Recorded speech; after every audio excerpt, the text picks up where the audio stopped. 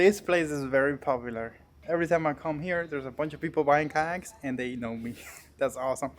Right here we got the Slayer Max 10. I did a video about this boat on iCast recently, but I didn't like the video, so I'm gonna redo it again. I'm gonna give you a walkthrough of this Max, and guess what? I'm gonna take it on the water after I do this walkthrough, and we're gonna do a water demo because I wanna see how this boat perform on the water the way that it comes from the factory. Now the Slayer's always been like one of my favorite pedal drive kayaks. Look at this. This thing is 10 feet long. It's just epic looking, and it has this nice handle right here in the front. You could put a gear track, or actually it's a gear track, so you can put gear track accessories in here. And look at this little hatch. I wish they had the 12 here, but they don't have the 12. Too bad. But anyways, look at this. Oh man, this is like everything. It's like the 12 but smaller. Got a tray here. You could get access inside the boat.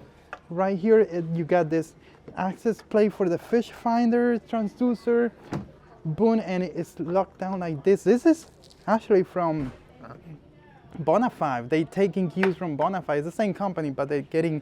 And look at this. This is the star of the show. This drive is an amazing drive. I had one for years. I never did anything on it, and it performed the same way since day one. It's really nice. It's an epic drive. It's proven. I think it has a 5-year warranty. You could even put some accessory here if you want to put a camera mount or a rod holder. This drive is epic. You got the instant reverse, and it's super smooth and super fast. And also you could change the pedals if you don't want this type of pedal, or you could put the little pointy thingies so you could grab if you're using boots. But look at this. For being a 10-foot kayak, this thing has a lot of space, a lot of deck space right here. You got cutouts for your tackle trays in there, or if you want to put your pliers. This right here is holding the rudder, which I'm going to show you soon. But you have a lot of space on this boat. And of course, the drive is held down by this two thing. Sometimes they do break, but you could replace it. Now, I'm not sure about having a rod guard on a 10-foot kayak. Like, yeah, you could make it happen. You could maybe put a rod through it, but like, it's not that big, right? Now you got on the other side, you got another molded in tackle tray. And what I like about it is that, see the cutout for the water, so if water comes here, it could easily get out. That is a sort of like an electronic box right there. You could run all your fish finder, battery stuff, cables through here, and just put like a little hole, and everything's gonna be here. It's gonna make it look nicer, more professional. I really enjoy the seat being on a track system, so you could move it back and forth easy. The only thing I wish is that this would have been a different type of thumb screw, because sometimes it's very hard to like if you fish salt water, salt gets in there, it's sometimes really hard to unscrew that, to lose that up. But the seat is nice. This seat hasn't changed, and you've probably seen it 1,000 times, because every single kayak company that does a new kayak in somewhere in China, they come with a seat that looks like this. But this one is made here in America, just like the boat is made here in America. And the MSRP of this boat is $26.99.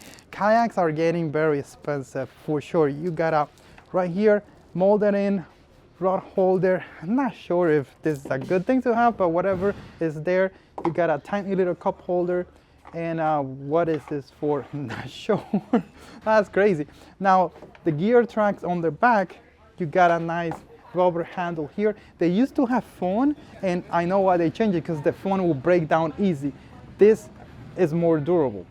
Then you got another molded in rod holder, which is nice. Now the back of this boat, when they came out with this design on the Titan, I really enjoyed the design, because it just looks amazing. It looks like a big boat, but it's very useful. Here on the back, having these two I think it's 1/4 inch 20 inserts, and having this gear track with the opening right here, you could easily install a Bixpy, a Torpedo, or any motor that you have. Even a standard trolling motor, the installation will make it a lot easier.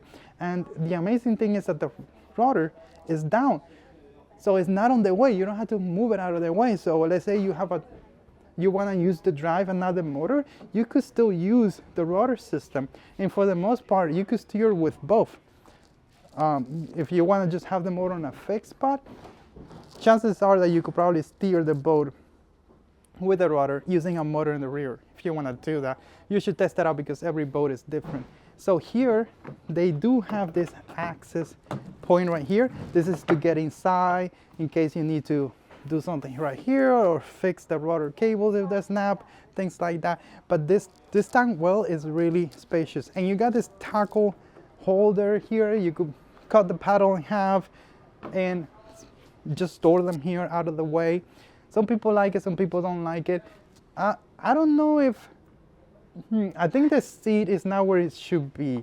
Yeah, the seat is far too way back. So let's move it to the front a little bit. And now you have more space on the tank well. So you could put your black pack or your cooler and things like that. That's super cool.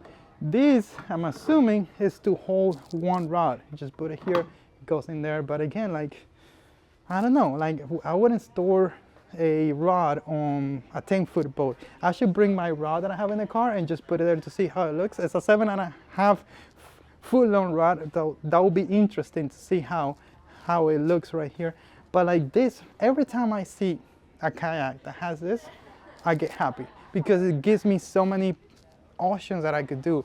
Power pole, motors, and whatever else, you know, shallow anchor solutions, anything. You don't have to do anything. It comes like that from the factory. And to me, that is huge.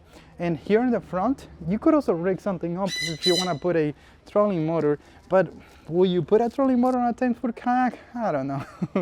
I don't think you would do that, like one of those super smart trolling motors. Now, let me just show you this rudder system right here.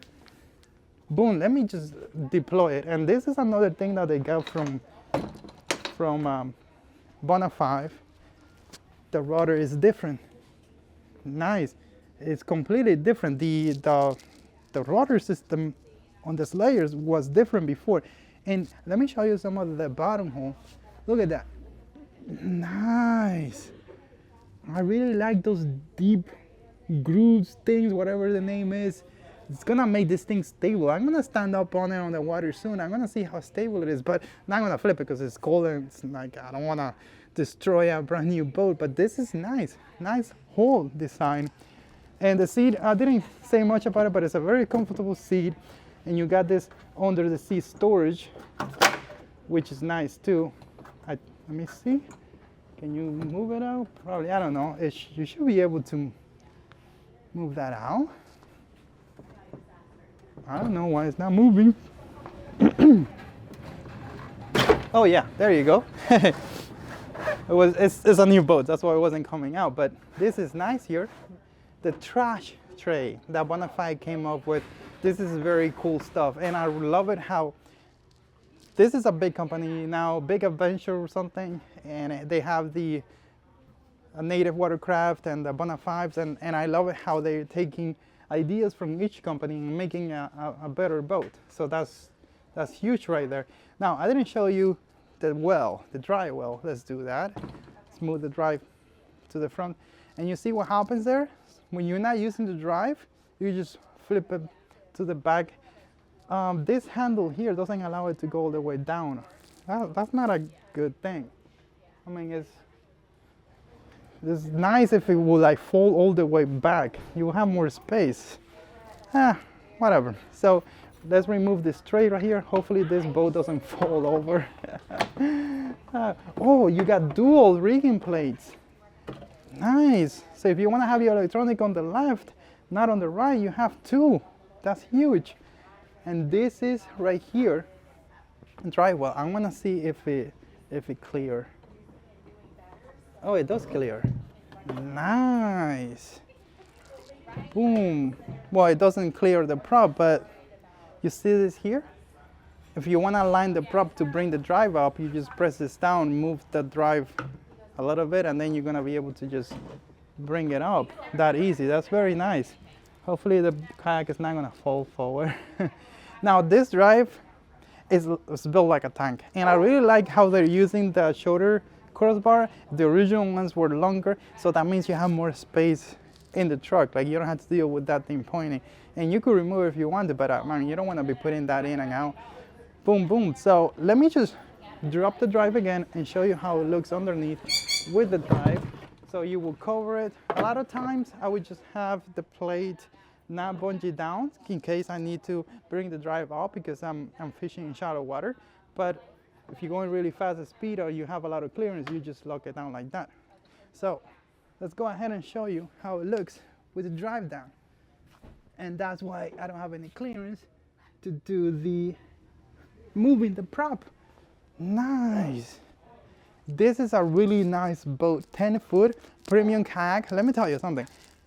I personally think this boat, I will have no issues just having this one boat. Like sometimes you don't need a bigger boat. If you're an offshore guy, if you're covering a lot of big water and you're going distance all the time, yeah, definitely get a 12. But if you're gonna be fishing close to land, inshore type of thing, lakes, dude, this is it. And if you want to go offshore, I mean, just put a nice motor on the back with a spare battery and boom, that's it.